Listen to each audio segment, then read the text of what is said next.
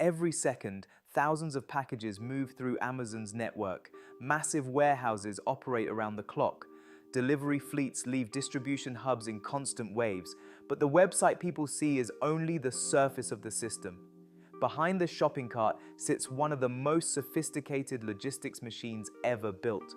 So how did a bookstore become global commerce infrastructure? On the surface, Amazon looks like a retailer. Customers browse products, click buy, and packages arrive days later. But most retailers focus on stores, shelves, and brands. Amazon built something very different. The company focused on infrastructure first.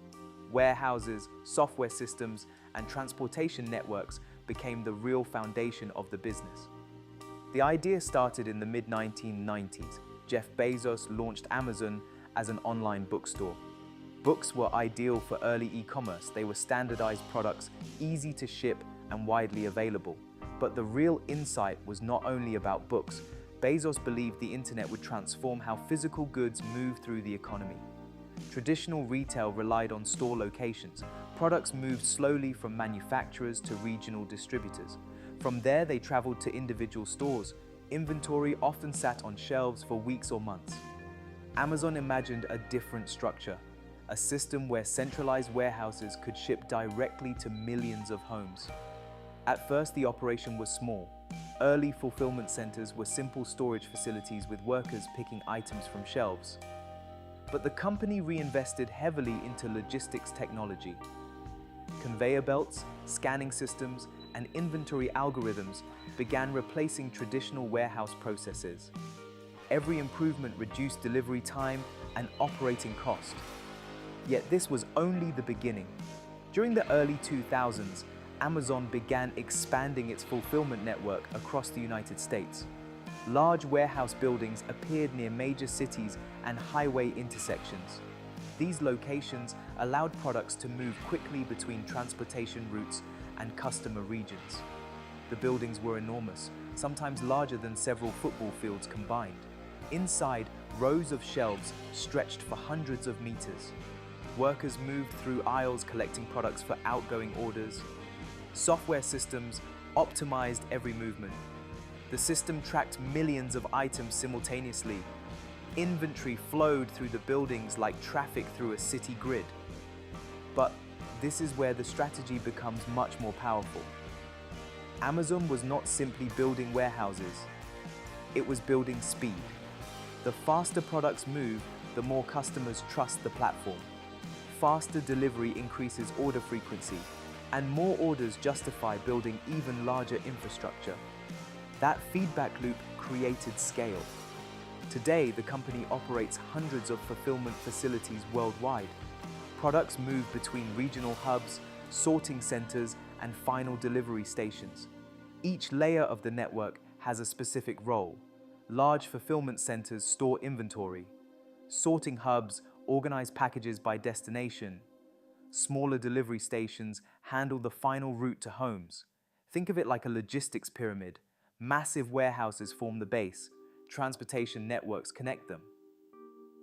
And the last mile delivery system sits at the top. But the infrastructure does more than move boxes. Amazon's business model depends on something called inventory velocity. Traditional retailers keep large amounts of stock in stores. That ties up capital and limits flexibility.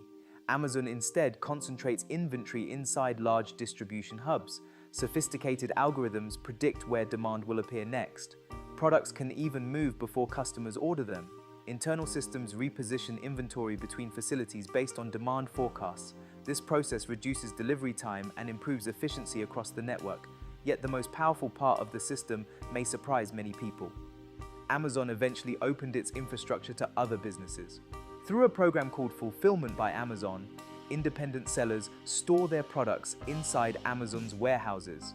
When customers place orders, Amazon handles packing, shipping, and delivery. Sellers gain access to the logistics network without building their own warehouses. This turned Amazon into something larger than a retailer. It became infrastructure for e-commerce itself. Thousands of independent brands rely on the same fulfillment network. A small business can suddenly access nationwide distribution. A startup product can reach millions of customers within days. The platform becomes both marketplace and logistics engine. However, the real advantage appears here.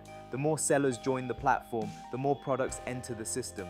More products attract more customers increase order volume, and higher volume justifies expanding the logistics network even further. This is a classic platform flywheel. Warehouses grow larger, transportation networks expand, delivery routes multiply across cities, the infrastructure strengthens itself through scale, and the physical footprint is enormous. Across the world, Amazon operates hundreds of millions of square feet of logistics space. Conveyor systems move packages continuously through sorting lines. Delivery vans depart in waves every morning. Cargo aircraft connect regional hubs across continents. Each layer feeds into the next stage of the network. But building such infrastructure also creates challenges. Large logistics systems require constant investment. Warehouses must be upgraded with new automation technologies. Transportation networks must adapt to demand fluctuations. Labor, fuel costs, and infrastructure expansion can all influence operational efficiency. Observers sometimes question whether the scale of the network can keep expanding indefinitely. Maintaining such a large system requires precise forecasting and coordination.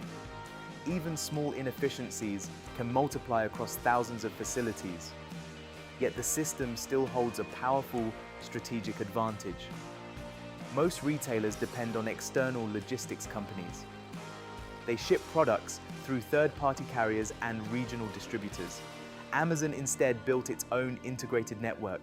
Warehouses, software systems, and delivery fleets operate inside the same ecosystem. That integration creates speed and control. Orders move from digital checkout to warehouse pick lines within seconds. Packages travel through automated sorting systems. Delivery routes update dynamically as drivers move through neighborhoods. Each stage communicates with the next through centralized data systems.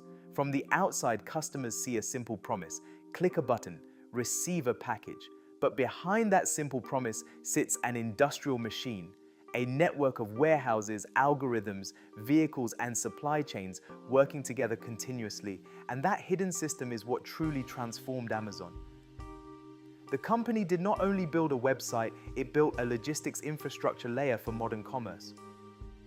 A system capable of moving millions of products every day across entire continents. What began as an online bookstore eventually became something much larger. A global fulfillment machine,